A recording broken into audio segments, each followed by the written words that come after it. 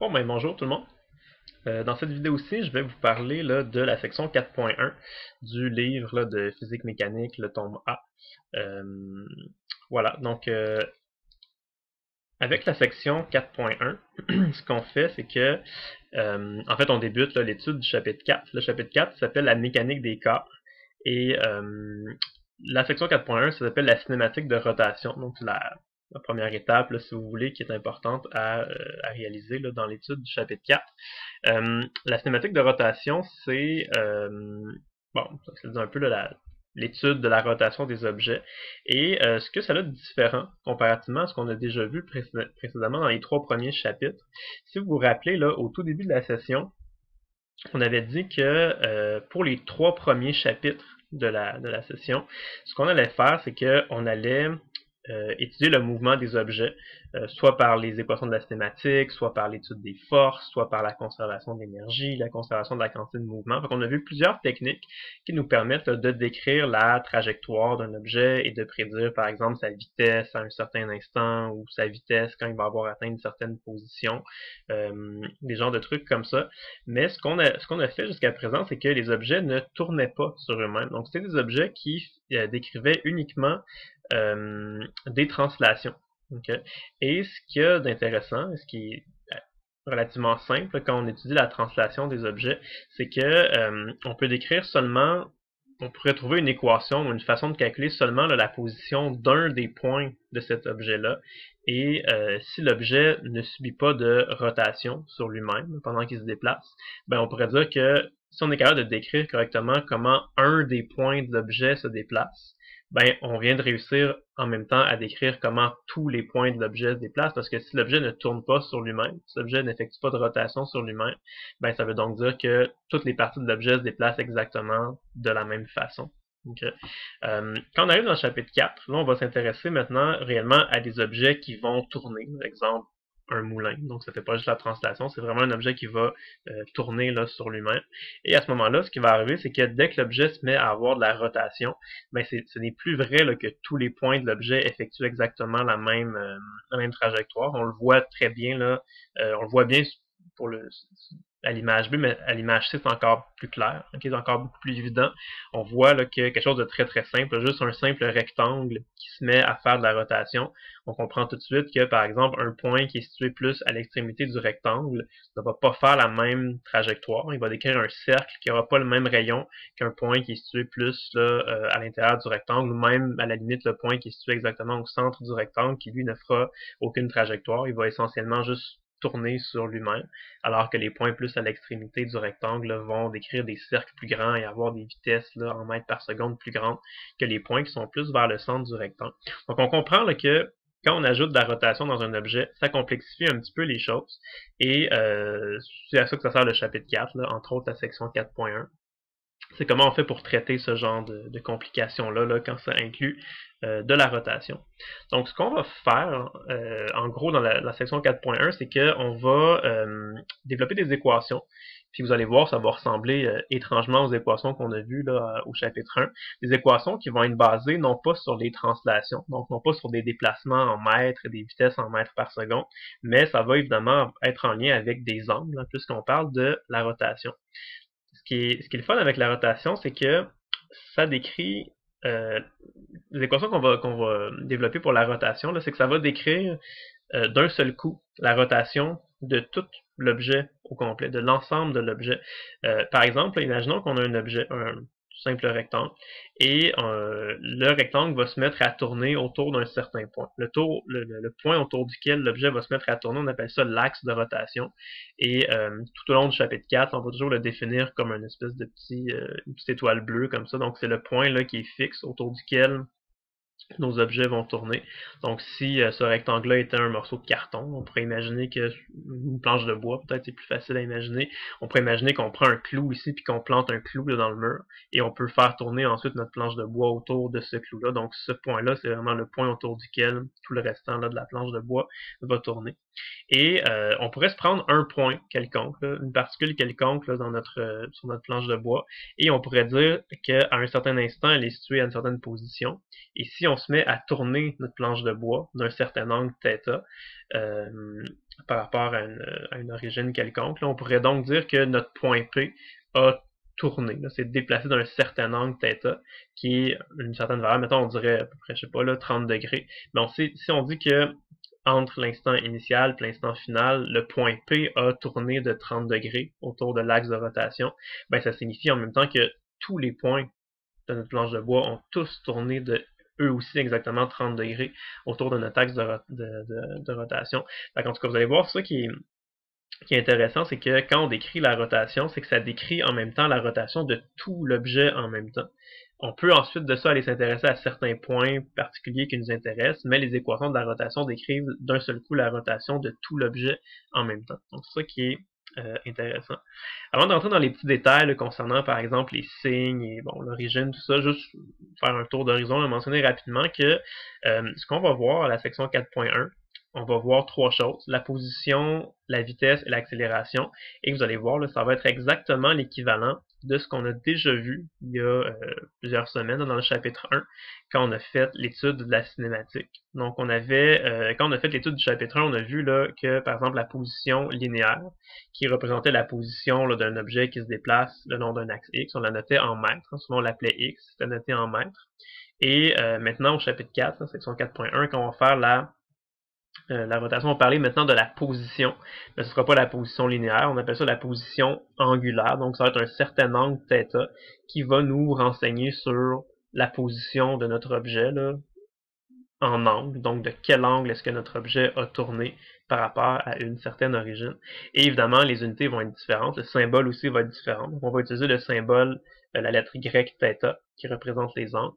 Et évidemment, les unités de mesure, ce ne sera pas des mètres, ça va être des unités pour représenter des angles. On les note en radians. Okay. Sûrement que vous connaissez évidemment aussi l'unité, le degré. Quand vous faites des mathématiques, des fois on calcule des angles en degrés, des fois on les calcule en radians aussi. Pour le chapitre 4, on va toujours utiliser des angles en radians. Okay. Pourquoi des angles en radians? Pourquoi on n'utiliserait pas des angles en degrés? Mais pour plusieurs raisons. Mais une des raisons, c'est que les radians, c'est vraiment l'unité la plus utile, je peux dire la plus fondamentale là, pour noter les angles. Et par exemple, pour faire correspondre les angles, la longueur d'un arc de cercle et le rayon de notre cercle, c'est vraiment avec les radians là, que ça va le mieux.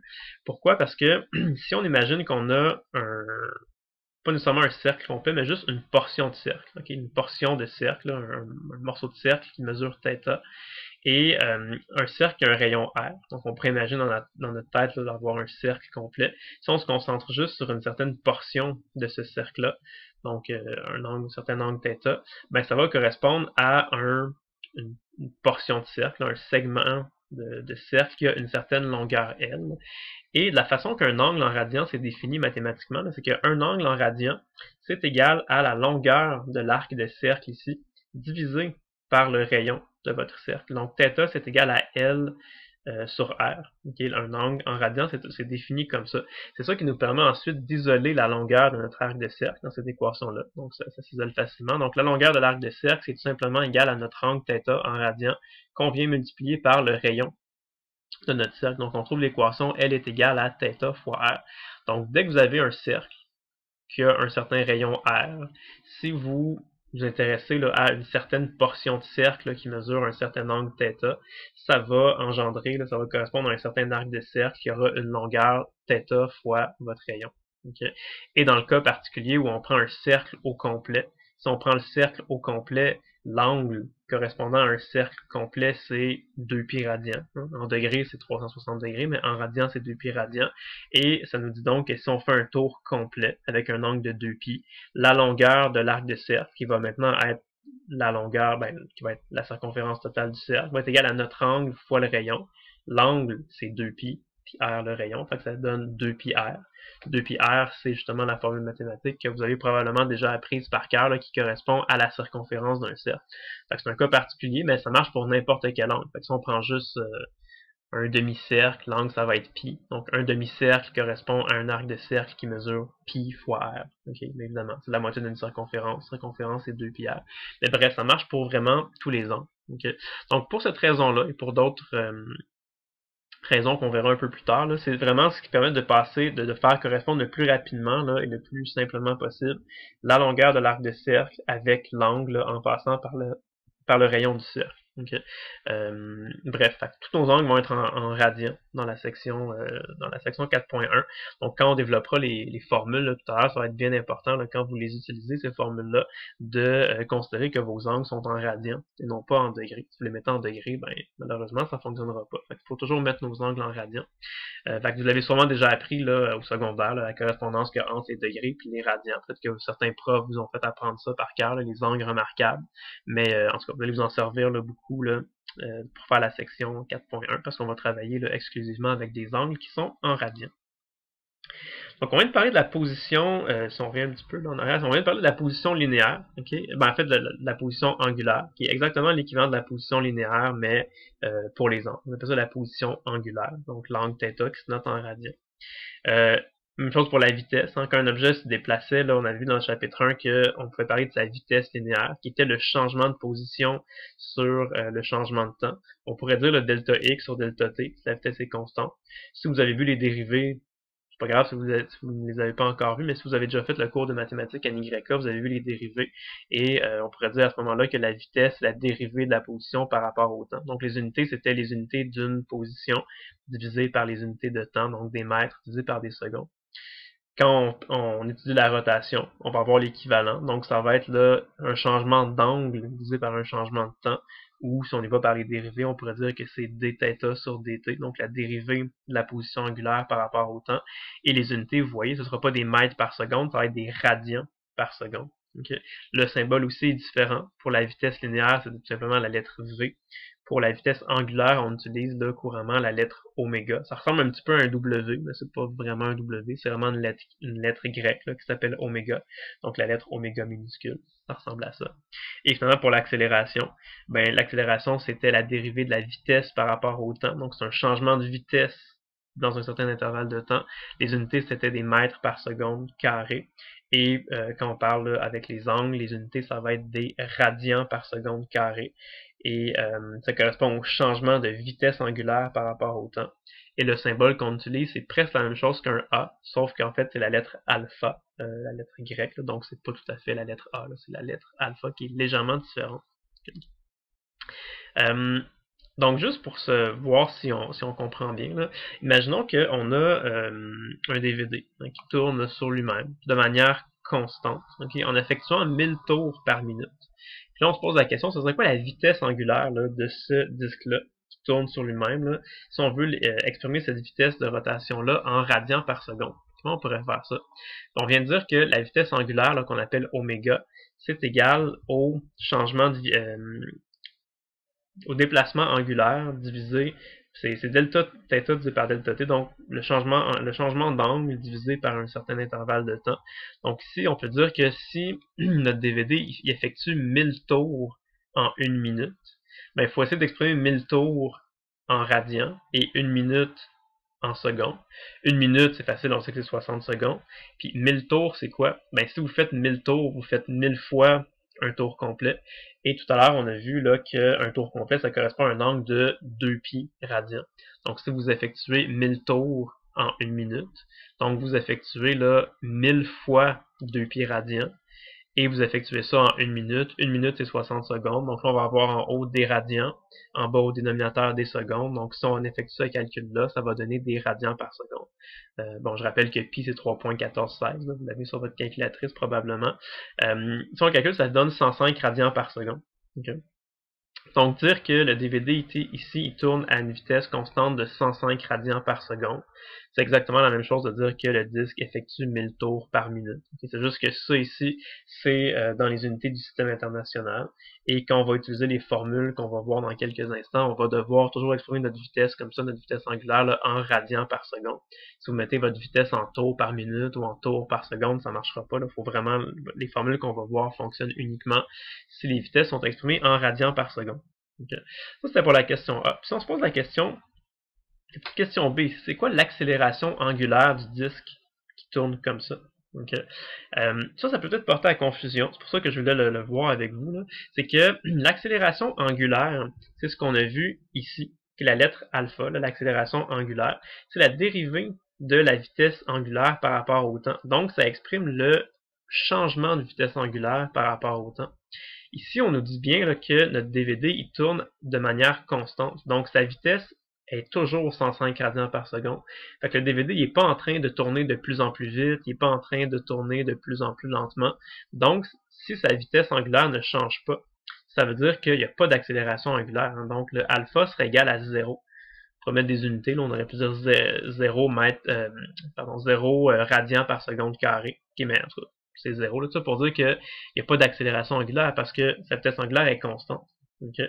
Je sais que ça peut porter à confusion parce que on a déjà vu précédemment dans la session, là, plus vers la fin du chapitre 1, là, on a parlé de l'accélération centripète et c'est revenu aussi là, dans le chapitre 2 quand on a fait la dynamique là, du mouvement circulaire, on avait l'accélération centripète qui revenait. L'accélération centripète qui est égale à v carré sur r. Okay. Ce que je veux vous dire, c'est que l'accélération angulaire et l'accélération centripète, c'est deux choses complètement différentes. Pas du tout la même chose. Okay. Ce qui porte à confusion, c'est que ces deux choses-là, l'accélération angulaire et l'accélération centripète, c'est vrai qu'on les calcule quand on a des objets qui sont en rotation. Okay.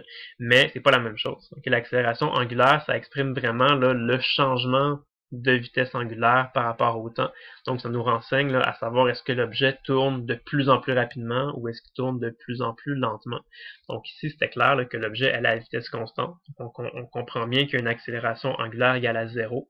Par contre, même s'il va à vitesse constante, là, si on regarde une particule quelconque là, dans le DVD, cette particule-là tourne à vitesse constante. Okay. Mais elle a une certaine vitesse en mètres par seconde puisqu'elle effectue là, une certaine trajectoire. En fait, elle effectue une circonférence de cercle, donc 2πr, qui a un certain temps. Donc, elle a vraiment une certaine vitesse en mètres par seconde. Et si on met cette vitesse-là au carré divisé par le rayon de la trajectoire, ça ne donnera pas 0, parce que la vitesse ne vaut pas 0, et le rayon ne vaut pas 0 non plus. Donc, chaque particule ici aurait une certaine accélération centripète, qui ne serait pas 0. Okay?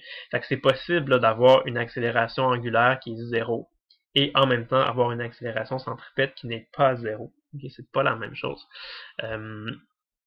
Dans une des situations là, un peu plus tard dans cette vidéo-ci, on va voir un exemple là, où on demande de calculer justement l'accélération centripète. Bon, ça va vous permettre de vous démêler un petit peu.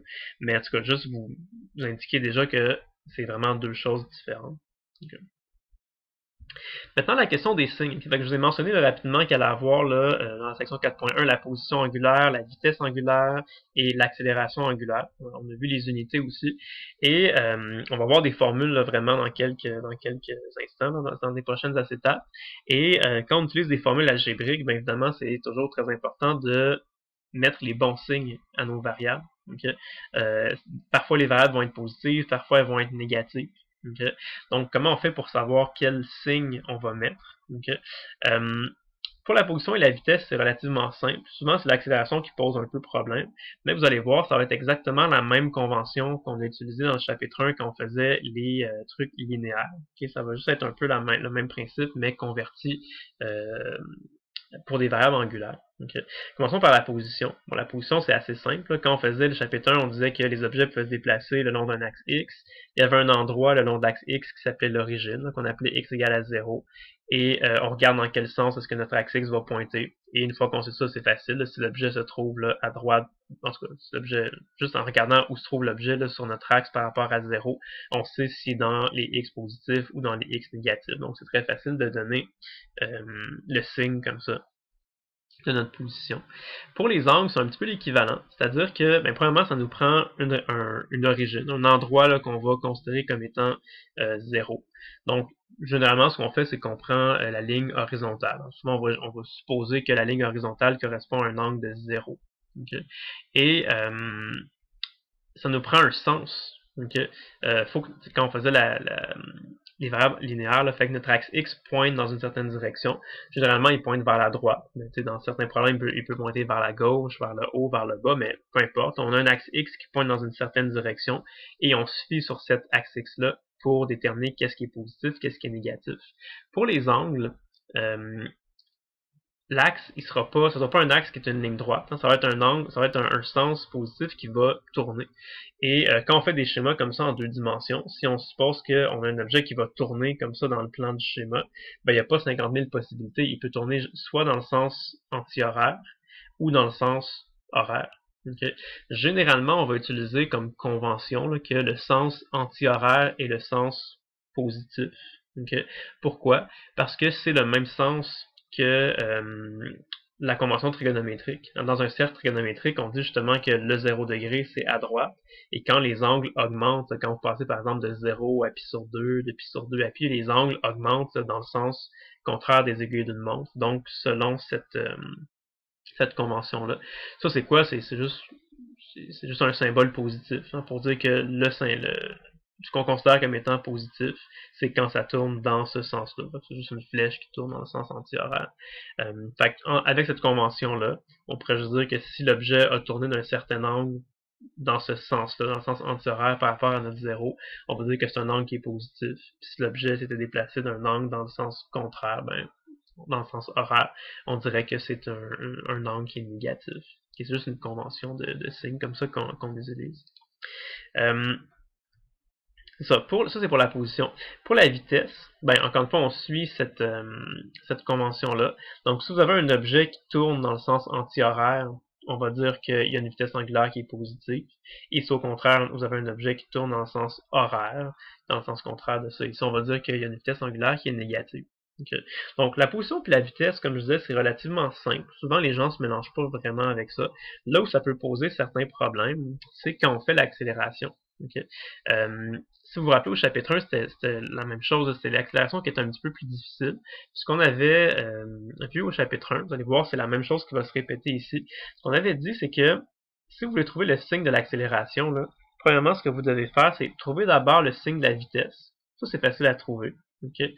Et après ça, posez-vous la question, est-ce que votre objet est en train d'aller de plus en plus rapidement ou de plus en plus lentement? Si vous avez un objet qui est en train d'aller de plus en plus rapidement, ça veut juste dire que votre accélération va être exactement du même signe que votre vitesse. Et au contraire, si l'objet est en train de ralentir, ça signifie que votre accélération va être du signe contraire à votre vitesse. Okay? Donc, je ne sais pas si vous vous rappelez de ce truc-là, on l'avait vu au chapitre 1. Là, tout ce que vous avez vu au chapitre 1 concernant le signe d'accélération, c'est exactement la même chose qui se répète à la section 4.1. C'est-à-dire qu'on regarde d'abord c'est quoi le signe de la vitesse angulaire. Et une fois qu'on l'a déterminé, ça c'est facile, ça va être soit positif, soit négatif. Après ça, on se pose la question, est-ce qu'on a un objet qui est en train de tourner de plus en plus vite, ou un objet qui est en train de tourner, mais de ralentir. Et là, ça va nous permettre d'aller placer le signe de l'accélération. Fait que c'est exactement la même convention qu'on a utilisée là, au chapitre 1. Okay. Et au chapitre 1, on a vu les équations qu'on appelle les équations du MUA, hein, le mouvement uniformément accéléré. On avait 4 équations. Souvent, la troisième, on s'en sert un petit peu moins, là, mais en tout cas, il y en a 4. C'est les 4 équations qu'on a vues. Vous les avez utilisées là, pour faire des problèmes là, pour l'examen 1, entre autres. Okay. Et là, ce qu'on est en train de dire, c'est que chaque variable ici a exactement son équivalent angulaire. Hein. Fait que la position linéaire, il y a la position angulaire qui existe. La vitesse linéaire, ben, il y a la vitesse angulaire qui existe pour la remplacer. Puis l'accélération linéaire, ben, il existe l'accélération angulaire aussi. Le temps, évidemment, ça ne change pas. Là. Le temps qu'il soit en translation ou en rotation, ça ne change pas, ça reste le temps. Et toutes les conventions de signes sont exactement les mêmes que celles utilisées au chapitre 1. Donc, c'est pas avec une grande surprise là, que vous allez voir que toutes les équations que vous avez déjà vues au chapitre 1. Si on fait juste tout simplement changer les variables linéaires par les variables angulaires, ça vous donne les équations de la section 4.1, ce qu'on appelle les équations de la rotation uniformément accélérée. Le C, là, c'est RUA. Donc, tout simplement, c'est comme un peu de la magie. Là, si on prend nos équations ici, puis qu'on remplace les variables linéaires par les variables angulaires, ben, magie, ça nous donne nos nouvelles équations.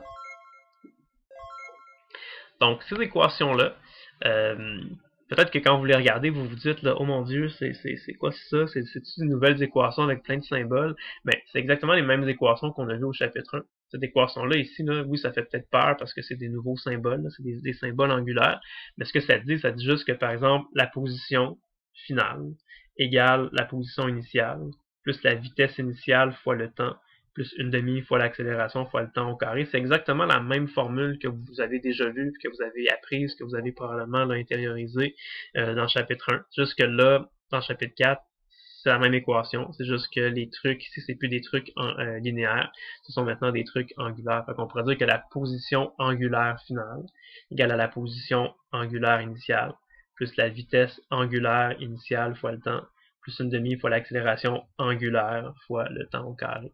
Okay. Même chose pour les autres équations. Donc, c'est vraiment les mêmes équations, okay, sauf les équivalents angulaires.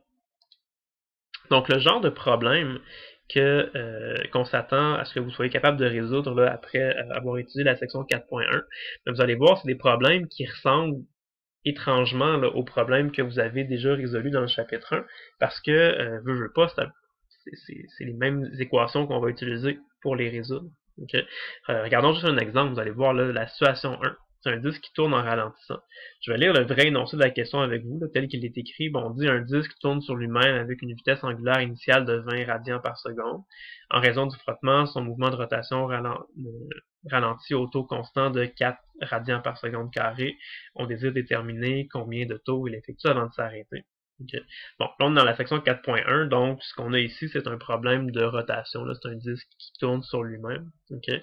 Mais ce problème-là, là, c'est exactement l'équivalent d'un problème que vous auriez pu rencontrer dans le chapitre 1. S'arrêter par exemple une voiture qui roule sur une autoroute, comme on voyait souvent dans le chapitre 1, et vous auriez eu aucune difficulté à résoudre un genre de problème comme ça. Si je vous disais, là, par exemple, une voiture roule sur l'autoroute avec une vitesse initiale de 20 mètres par seconde, et là, la voiture, elle va freiner, et elle va ralentir à un taux constant de 4 mètres par seconde carré, déterminer de quelle distance la voiture a-t-elle avancé avant de s'arrêter. Vous pourrez vous demander de calculer la distance d'arrêt, la distance de freinage de la voiture, quelque chose comme ça. Donc vous voyez, si je vous l'avais dit là en termes d'une voiture qui se déplace et qui freine, vous n'auriez eu aucune difficulté à résoudre ce problème-là. Maintenant ici, là, c'est une voiture qui se déplace en ligne droite, c'est un disque qui tourne sur lui-même, mais c'est pas plus compliqué. C'est exactement le même genre de raisonnement qu'on va faire. Exactement le même genre d'équation qu'on va utiliser, mais les équations avec les variables angulaires, tout simplement. Donc, ce qu'on fait généralement, c'est qu'on essaie de faire un peu de décodage. Donc, on lit notre énoncé, on essaie de repérer les informations importantes. Donc, la vitesse angulaire initiale, 20 radians par seconde. Donc, vitesse angulaire, c'est oméga. Vitesse initiale, donc oméga 0, 20 radians par seconde. Là, on sait qu'il y a du frottement, donc ça fait ralentir l'objet, un taux constant de 4 radians par seconde carré. Donc ça, c'est l'accélération angulaire, 4 radians par seconde carré. Et pour mettre le signe correctement, on se pose la question. On a un objet qui tourne avec une vitesse angulaire, qu'on met positive. Et là, on se pose la question, est-ce qu'on a un objet qui est en train de tourner de plus en plus vite, ou un objet qui est en train de tourner de plus en plus lentement? Ben ici, on dit clairement que c'est quelque chose qui ralentit. Donc, quand on a un objet qui ralentit, l'accélération, on la met du signe contraire à la vitesse. Donc, si on a mis notre vitesse positive, on va mettre notre accélération négative là, à ce moment-là. Et c'est pour ça qu'on a moins 4 radians par seconde carré. Et voilà, on veut savoir que ça va prendre il va effectuer combien de tours avant de s'arrêter. Donc c'est sûr que si dans la situation finale, l'objet est arrêté, c'est-à-dire que sa vitesse finale va être égale à 0. Vitesse angulaire égale à 0. Et après ça, on regarde qu'est-ce qu'on a, qu'est-ce qu'on cherche. On connaît la vitesse initiale, la vitesse finale et l'accélération. Et on cherche en fait le déplacement. Et en regardant nos équations, on se rend compte que c'est la quatrième équation qui nous permet de résoudre ça le plus facilement. Donc vitesse finale au carré égale vitesse initiale au carré, plus 2 fois l'accélération fois position finale moins position initiale. On connaît tout sauf la position finale. Donc on remplace et on calcule là, facilement que la position finale c'est 50. Okay? Nos unités c'est des radians. Fait que là c'est pas 50 mètres. Okay? La seule peut-être difficulté ou la seule chose de nouvelle vraiment là, que vous allez faire dans la section 4.1, c'est que parfois, quand vous allez calculer un angle, on va peut-être parfois vous demander l'objet a effectué combien de tours. Okay? Ben, on a juste à faire une conversion. On peut utiliser une règle de 3 pour ça parce qu'on sait qu'un tour complet, c'est l'équivalent d'un angle de 2π radians. Okay? Et donc, maintenant, si vous avez le 50 radians, ben, c'est juste de faire une règle de 3. Fait on sait que 2 pi radians, ça égale à un tour complet. Donc, si vous avez 50 radians, ça égale à combien de tours complets? On fait une petite règle de 3 et ça donne, dans ce cas-ci, 7,96 tours. Donc, c'est ça. Voilà, ça c'était pour la situation 1. Maintenant, si on parle de...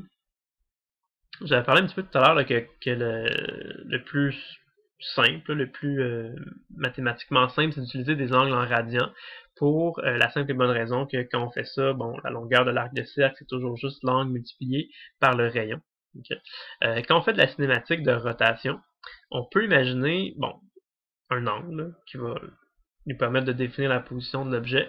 Et si on prend un point P quelconque, là, on peut imaginer que pendant que notre objet tourne autour de notre axe de rotation, ben, le point P, lui, il va se déplacer sur une trajectoire circulaire, sur un cercle, qui a un certain rayon R, R étant la distance entre l'axe de rotation et le point qui nous intéresse, le point P qu'on a appelé ici.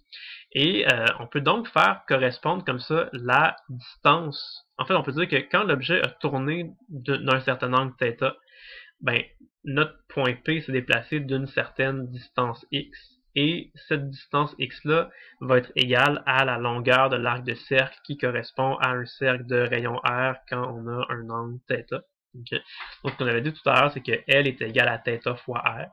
Et si on appelle x, là, cet axe-là qui fait le tour du cercle, on peut donc dire que x égale à R fois θ. Okay. Et ensuite, ce qu'on peut dire, c'est tout simplement faire la dérivée. Fait que si x égale à R fois θ, si on dérive x par rapport au temps, ça donne la vitesse. Et ici, ce qui arrive, c'est que quand vous vous déplacez sur un cercle, là, ben, votre rayon est constant. Le rayon ne change pas si vous faites juste tourner. Donc, si on veut dériver ça par rapport au temps, le R, c'est une constante. Puis quand on dérive θ par rapport au temps, ça nous donne la vitesse angulaire. Okay. Fait que c'est vrai que x égale à R fois θ. C'est aussi vrai que Vx égale à R fois oméga. Puis si on redérive ça une fois de plus, là on tombe avec l'accélération linéaire égale le rayon fois l'accélération angulaire. Okay. Donc si vous regardez ces trois équations-là, qu'est-ce que ça nous montre? Ça nous montre qu'il existe toujours là, une certaine connexion directe là, entre une variable linéaire et sa variable angulaire correspondante. Le lien qui existe entre les deux variables, c'est le rayon du cercle. Okay. Donc, c'est ça qu'on va voir dans quelques instants. C'est imaginez que vous avez un cercle, comme ça, un disque, là, peu importe. On a mis des petits points de repère, là, un point qui est situé au centre, un point qui est situé là, à mi-chemin entre le centre et l'extrémité, puis un point qui est situé plus là, sur le pourtour du cercle. Si on fait tourner ce disque-là à une certaine vitesse, okay, ben, ce qui va arriver, c'est que on pourrait là, écrire les variables angulaires qui représentent cette rotation-là. Donc, on pourrait, par exemple, écrire là, la vitesse angulaire de ce disque-là. Okay. Et la vitesse, toutes les variables qui sont des variables angulaires, ça décrit l'objet au complet, dans son ensemble. Donc, si on dit, par exemple, que l'objet ici, là, il tourne à une vitesse de, je sais pas quoi, 2,5 radians par seconde, ben, c'est vrai pour tout l'objet au complet. Donc, tout l'objet effectue un certain nombre de tours par seconde, donc un certain nombre de radians par seconde. Par contre, même si la vitesse angulaire est la même pour tout l'objet, c'est pas vrai que chaque point de l'objet a la même vitesse linéaire, a le même Vx, a la même vitesse là, en mètres par seconde. Pourquoi? Parce qu'on le voit bien ici sur notre petite représentation, ça l'aide à visualiser, c'est qu'effectivement, si un point est plus loin, plus proche de l'extrémité du cercle, comme le point rouge ici par exemple, on comprend que le point rouge, là, quand le disque fait un tour, le point rouge, lui, doit parcourir la circonférence d'un cercle qui est plus grand, une plus grande circonférence parce que le rayon de son cercle est plus grand comparativement par exemple au point bleu qui lui aussi doit parcourir une circonférence mais d'un cercle qui est plus petit. Okay? Et même à la limite, le point noir qui est au centre, lui, il a une vitesse de 0 mètres par seconde parce qu'il a juste tourné sur lui-même sans parcourir aucune distance. Okay? Fait que c'est ça l'idée avec ces équations-là. Ce qui est le fun, c'est que si vous êtes capable de trouver la variable angulaire qui décrit votre objet au complet, là, partout à la fois, ben, une fois que ça c'est fait, si vous vous intéressez à la vitesse, l'accélération ou la position d'un point quelconque, d'une particule quelconque, vous avez seulement besoin de connaître c'est quoi le rayon de la trajectoire de cette particule-là par rapport à votre centre. Et si vous prenez la vitesse, pas la vitesse nécessairement, mais la variable angulaire, multipliée par le rayon autour duquel votre particule, là, le rayon du cercle autour duquel votre particule se déplace, ça va vous donner directement la valeur de la variable linéaire correspondante. Okay? Par exemple, si vous connaissez la vitesse angulaire de ce cercle-là, la vitesse angulaire fois le rayon, mettons, de la particule bleue, ça va nous donner la vitesse à laquelle la particule bleue se déplace. Si vous voulez savoir c'est quoi l'accélération linéaire, ben, si vous connaissez l'accélération angulaire, vous faites multiplier par le rayon de la particule qui vous intéresse, ça va vous donner sa variable linéaire correspondante. Fait que ça marche pour la position, ça marche pour les vitesses, ça marche pour l'accélération aussi. Okay? Et ça, encore une fois, ça fonctionne. C'est simple comme ça, parce que nos angles sont écrits en radians. Si on écrivait les angles en degrés, ça ne fonctionnerait pas, il faudrait faire des conversions. Là. C'est pour ça que c'est vraiment utile de mettre les angles en radians dans la section 4.1. Voyons un exemple de ça, de ce que je viens d'expliquer là ici de manière un peu qualitative. Je vais faire la situation 2 avec vous, ça va clarifier le tout. Donc on nous dit un disque tourne de plus en plus vite. C'est un disque de 30 cm de rayon, et initialement au repos. Donc sa vitesse initiale c'est 0 radians par seconde. Oméga 0 vaut 0. À partir de t égale à 0, il est entraîné par une courroie qui lui imprime une accélération angulaire constante de 2 radians par seconde carré. On suppose que l'axe de rotation du disque est au centre, donc c'est faire la plus simple, un disque qui tourne autour de son centre. Donc, il y a une accélération de 2 radians par seconde carré, une accélération angulaire. Donc, on comprend que le disque va se mettre à tourner de plus en plus vite. Et là, on nous demande de déterminer la question A, c'est quoi la vitesse d'une particule située sur le bord du disque à t égale 3 secondes. Okay. Au début, quand on commence à faire la question A, là, on n'a même pas encore vraiment besoin de regarder est où la particule qui nous intéresse. Qu'elle soit située au centre du disque, au bord du disque, ou à la moitié de la distance, peu importe elle est située où, la particule. Ce qu'il faut faire dans un premier temps, c'est d'abord trouver c'est quoi la vitesse angulaire du disque. Okay? On peut le faire facilement. On a la vitesse initiale, on a l'accélération, puis on sait qu'on va être à t égale 3 secondes. Donc on fait juste remplacer ça. Ça nous donne une vitesse angulaire de 6 radians par seconde. Donc, on sait qu'à t égale 3 secondes, la vitesse angulaire vaut 6 radians par seconde. Puis comme j'ai dit, les variables angulaires, là, comme par exemple le 6 radians par seconde, ça nous décrit le disque dans son ensemble. Fait que ça nous dit là, que tout le disque tourne à une vitesse angulaire de 6 radians par seconde. Okay? Que la particule soit au centre du disque, à l'extrémité ou à moitié du disque, peu importe, là, tout le disque au complet, il tourne à une vitesse angulaire de 6 radians par seconde. Ça nous décrit l'objet au complet dans son ensemble. Maintenant qu'on a trouvé ça, okay, là, si on s'intéresse à une particule quelconque, si on veut savoir la vitesse d'une particule qui est située sur le bord du disque, là, on va dire, ok, on va regarder c'est quoi le rayon de la trajectoire de cette particule-là, le rayon du cercle là, qui correspond à cette particule-là. Ben, si c'est un disque de 30 cm de rayon, puis qu'on s'intéresse à une particule qui est située exactement à la surface là, du disque, ben, le rayon de la trajectoire va être elle aussi 30 cm. Donc là, on peut dire si on a un rayon de cercle de 0,3 m, 30 cm, puis qu'on veut trouver la vitesse de cette particule-là, on fait le rayon du cercle de cette particule-là fois la vitesse angulaire qui est la même pour toutes les régions du disque. Et là, on va trouver la vitesse précise de la particule qui nous intéresse, de la particule qui est située à un rayon de 0,3 m. Okay. Si on s'intéressait à une particule qui était située à un rayon différent, on aurait mis une valeur différente de rayon, mais peu importe quelle valeur de rayon vous allez mettre ici, la valeur de la vitesse angulaire, elle ne changera pas parce qu'elle est la même pour tout le disque au complet. Donc c'est ça qui est intéressant. On commence d'abord par trouver nos variables angulaires, puis une fois que c'est fait, là on regarde, c'est quoi la particule qui nous intéresse, puis là on va regarder cette particule-là, c'est quoi là, sa position, sa vitesse, son accélération bien précise là, à cette particule-là. Faisons le numéro B, vous allez voir c'est le même principe. On demande c'est quoi la longueur du trajet parcouru entre t égale à 0 et t égale à 3 secondes par une particule qui est située à mi-chemin entre le centre du disque et le bord. Encore une fois, là, peu importe la position de la particule, ça ne changera pas la première partie qu'on doit faire. La première partie, c'est qu'on doit trouver c'était quoi le déplacement angulaire. Donc, de quel angle est-ce que notre disque a tourné entre 0 secondes et 3 secondes. Si on regarde ce qu'on connaît et ce qu'on cherche, le plus simple c'est d'utiliser l'équation 1. Donc la position finale égale la position initiale plus la vitesse initiale fois le temps, plus une demi fois l'accélération fois le temps au carré. En fait, on connaît tout sauf le θ. Donc, on peut poser que l'angle initial, c'est 0. Donc, on va trouver que notre position finale, c'est la même chose que le déplacement. On peut le calculer comme ça aussi. On remplace les chiffres, ça donne 9 radians. Donc, tout le disque au complet a tourné de 9 radians entre t égale à 0 et t égale à 3 secondes.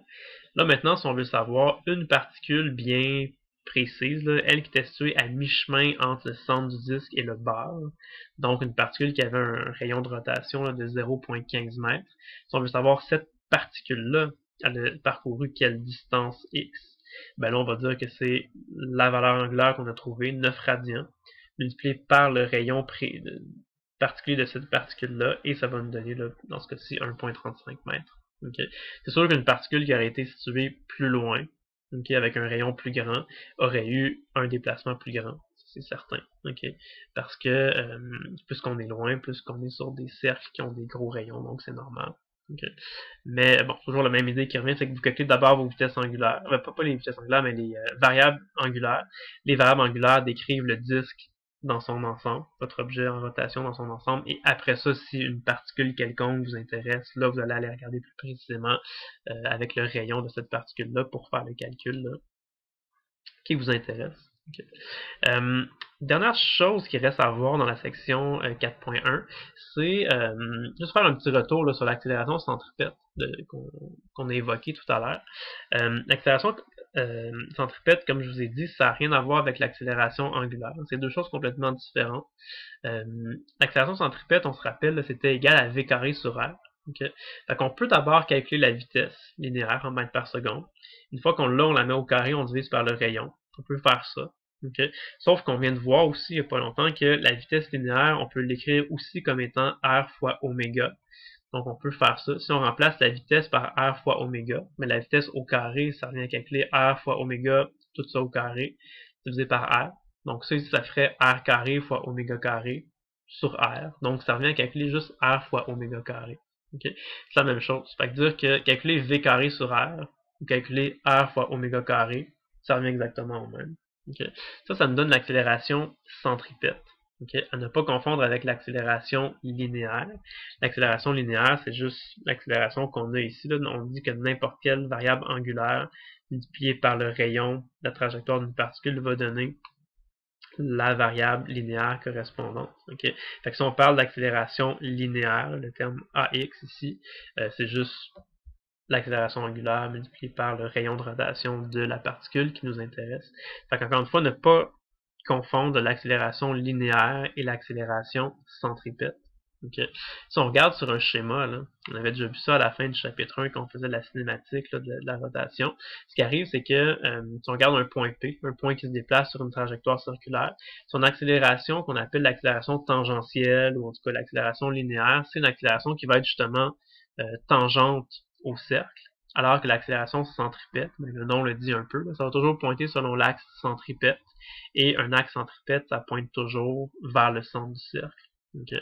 Donc ça veut dire que quand vous avez une particule qui tourne, si vous avez un objet qui tourne autour d'un axe de rotation, puis qu'on regarde la trajectoire d'une particule quelconque, la particule va avoir possiblement deux vecteurs accélération. Un premier vecteur qui est l'accélération tangentielle, qui va pointer tangentiellement au cercle, et un deuxième vecteur accélération qui va être l'accélération centripète, qui lui pointe toujours vers le centre du cercle. Donc, l'accélération tangentielle et l'accélération centripète, en fait, ce sont comme deux composantes du vecteur accélération totale. Okay? C'est comme si on avait une composante tangentielle et une composante centripète. Et on peut les calculer individuellement, là, ces deux composantes-là. Et quand on connaît les deux composantes, on peut retrouver le vecteur total. On pourrait trouver la norme, on pourrait trouver l'orientation aussi. Dans l'exemple qui est là, on nous demande seulement la norme. Okay? Donc, ce qu'on peut faire, c'est que si on connaît l'accélération centripète et l'accélération tangentielle, on a simplement à faire un Pythagore avec les composantes comme ça pour retrouver là, la norme ou le module du vecteur accélération totale. Ça revient à calculer, ça, c'est le théorème de Pythagore, tout simplement. Okay. Donc voyons un exemple qui est la situation 3. On nous dit un disque de 30 cm de rayon est initialement au repos, donc sa vitesse initiale c'est 0. À partir de t égale à 0, il est entraîné par une courroie qui lui imprime une accélération angulaire constante de 2 radians par seconde carré. Encore une fois, le disque tourne autour d'un point central. Donc on peut dire que l'accélération angulaire c'est 2 radians par seconde carré. On veut déterminer le module de l'accélération résultante d'une particule située sur le bord du disque à t égale 1,5 secondes. Donc on veut trouver ça ici, là, le module de l'accélération résultante, si vous préférez la longueur du vecteur accélération totale, la longueur de la flèche noire ici. Donc pour faire ça, deux choses. Il faut d'abord trouver les deux composantes. Il faut trouver que vaut l'accélération tangentielle AX et que vaut l'accélération centripète AC. Une fois qu'on aura trouvé ces deux choses-là, il nous restera seulement à effectuer le théorème de Pythagore. Okay. Comme il nous donne déjà l'accélération angulaire, ben, le plus facile ici, pour faire ça comme première étape, c'est d'aller trouver c'est quoi l'accélération tangentielle. L'accélération tangentielle de la particule P, c'est juste son rayon de rotation fois l'accélération tangentielle. Et on nous dit que c'est un disque de 30 cm de rayon. Puis la particule est située sur le bord du disque. Donc le rayon, ça va être 0,3 m, 30 cm. Donc ça, très facilement, là, juste R fois alpha, ça nous donne l'accélération linéaire, qui est de 0,6 m par seconde carré. C'est comme si sur le schéma ici là, de notre particule P, le vecteur AX là, mesurait 0,6 m par seconde carré de long. Okay. Deuxième étape, c'est d'aller trouver c'est quoi l'accélération centripète. L'accélération centripète, on sait que c'est égal à V carré sur R, mais c'est la même chose que R fois oméga carré. Donc, pour être capable de calculer l'accélération centripète, il faut être capable de calculer le oméga. Okay. L'accélération, elle est constante, mais le oméga, il n'est pas constant parce que oméga, c'est la vitesse. Okay? Donc, au début, le truc, il n'y a pas de vitesse. Sa vitesse, c'est 0, mais il y a une accélération. Fait que le truc va se mettre à tourner de plus en plus vite. Donc, à chaque instant, là, la vitesse angulaire, elle va changer. Au début, elle est 0, mais elle va augmenter de plus en plus. Donc là, c'est important d'aller regarder vraiment au temps qui nous intéresse, là, à t égale à 1,5 secondes. Fait qu'il faut d'abord calculer c'est quoi la vitesse angulaire de notre objet, à t égale 1,5 secondes. On utilise la formule ici, on connaît la vitesse initiale, l'accélération et le temps. Donc on voit qu'à t égale 1,5 secondes, la vitesse angulaire c'est 3 radians par seconde. Maintenant qu'on a la vitesse angulaire, on peut aller calculer l'accélération centripète, qui est le rayon fois oméga au carré, donc 1,2 m par seconde carré. Là on vient de trouver le module là, de l'accélération centripète, donc la flèche qui pointe vers le centre ici, là, elle vaut 1,2 m par seconde carré. Et là, on a les deux composantes là, de notre vecteur accélération totale, la composante tangentielle qui est 0,6, la composante centripète qui est 1,2. Et si on nous demande de trouver le module de l'accélération résultante, on effectue un Pythagore tout simplement avec nos deux composantes. Première composante au carré, plus deuxième composante au carré, tout ça en racine carrée, et ça donne 1,34 m par seconde carré. Okay. Fait que c'est juste un exemple là, pour vous montrer que ne pas confondre l'accélération centripète et l'accélération linéaire avec l'accélération angulaire. Donc, je sais que c'est un petit peu mélangeant, là, mais c'est vraiment trois choses différentes. Accélération linéaire, accélération angulaire et accélération centripète, c'est trois choses là, qui sont différentes. Il faut être capable de les différencier, les trois. C'est tout pour la théorie comme telle. J'avais juste préparé deux petits vox pop comme ça, des petites questions là, que je vais vous lire. Vous pourrez faire une pause dans la vidéo si vous en avez besoin pour réfléchir. Et c'est ça. Je vais vous expliquer ces deux vox pop là et ça va terminer la section 4.1. Donc, on dit là, à la ronde, Albert et Béatrice prennent place dans un carrousel traditionnel. Donc, les passagers sont assis sur des chevaux qui tournent avec le manège. Albert est assis sur un cheval à la périphérie du manège et Béatrice est assise sur un cheval à mi-chemin entre le centre du manège et la périphérie. Donc, ils sont assis sur à deux endroits différents dans le manège. On dit que le manège fait 5 tours par minute.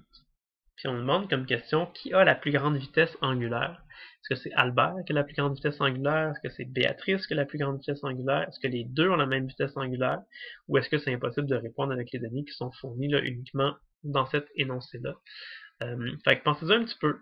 Faites une pause là, au besoin là, dans la vidéo. Puis je vais vous donner la bonne réponse dans quelques instants.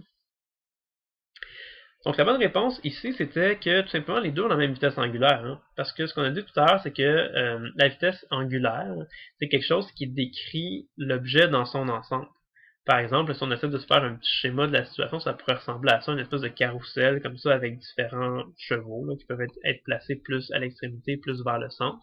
On nous disait là, que Albert lui était situé à la périphérie, puis Béatrice était à peu près à mi-chemin entre le centre et l'extrémité. C'est comme si Albert était assis ici sur le cheval bleu, puis Béatrice, ça serait bon à peu près environ sur le cheval vert.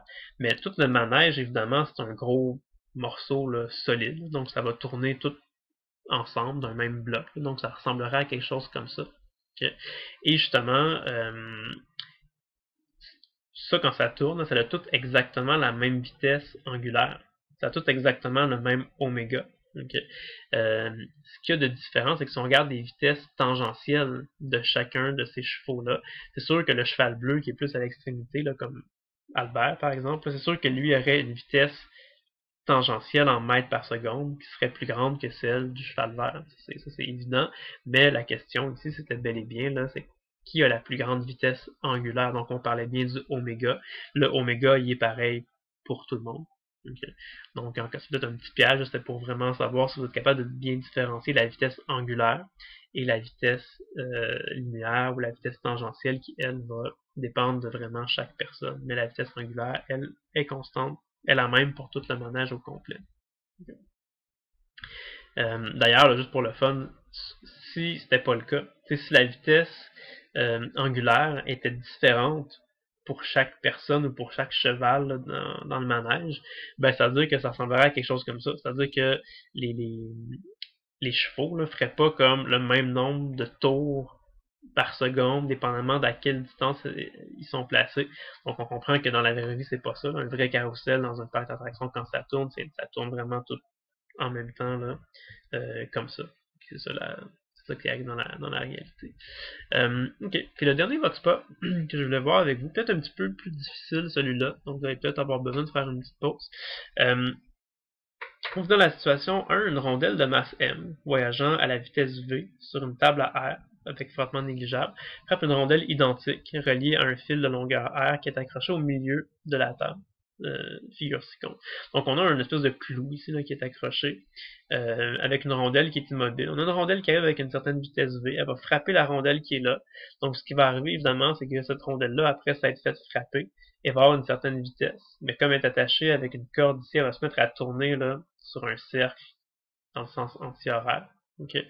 Et la situation 2, c'est presque la même chose que la situation 1. La seule différence, c'est que la corde ici mesure 2R. Donc la corde ici est 2 fois plus longue que cette corde-là.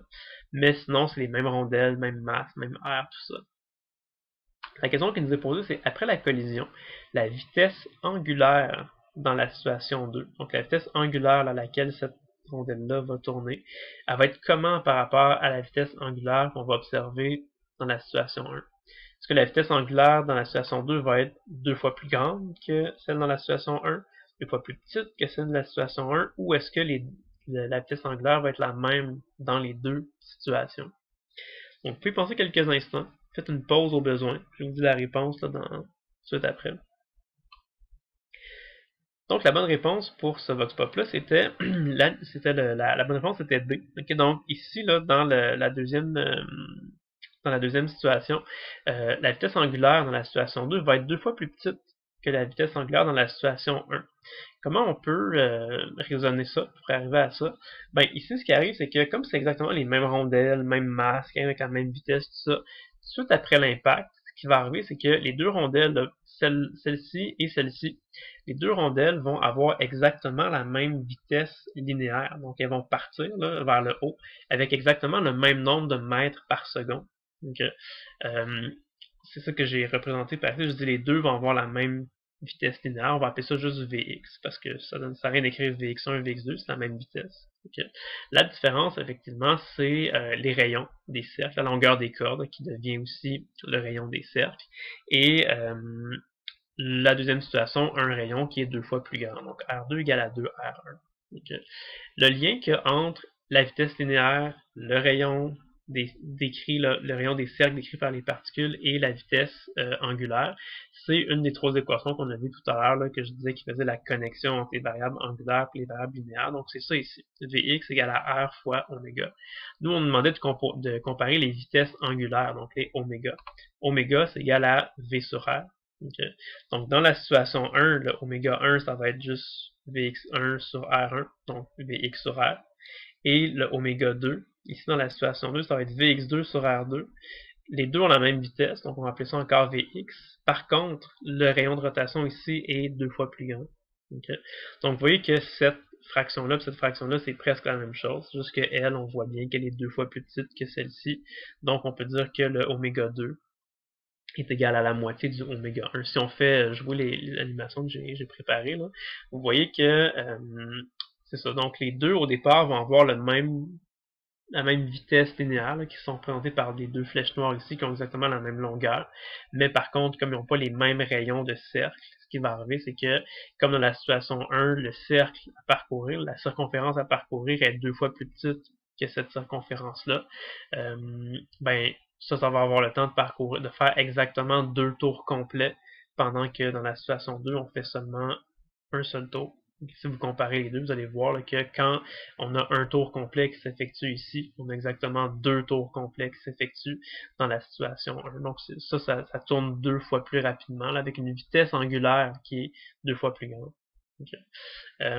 Voilà, fait qu'encore une fois, ça vous montre l'importance de faire la différence là, entre la vitesse linéaire et la vitesse angulaire. La vitesse angulaire, c'est en radians par seconde. C'est plus relié au nombre de tours que vous allez faire par seconde. Alors que la vitesse linéaire, ça, c'est en mètres par seconde. Ça vous indique là, de combien de mètres à chaque seconde l'objet va se déplacer. Okay. Fait que c'est possible d'avoir deux situations qui ont les mêmes vitesses linéaires, mais des vitesses angulaires différentes. Ou ça se pourrait être des situations où on a deux objets qui ont la même vitesse angulaire, mais deux vitesses linéaires différentes, comme c'était le cas là, de Albert et Béatrice dans le Vox Pop précédent. Okay. Juste vous mentionner que dans la section 4.1, il y a d'autres éléments de théorie là, qui sont présentés aux pages là, 451 à 455. C'est des éléments qu'on n'aura pas besoin cette session, là, surtout en raison du confinement, puis qu'on a coupé un petit peu de matière. Là. Bref, on n'aura pas besoin de cette partie de la matière, donc on va pas je vais pas la voir avec vous. C'est ça.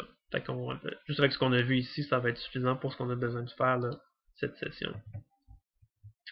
Donc, voilà, mais ça fait le tour de la section 4.1. Je vais produire là, bientôt là, une autre vidéo dans laquelle je vais résoudre un des exercices là, pour vous servir là, de guide puis d'exemple dans cette section-là. Mais voilà, bonne journée, à la prochaine.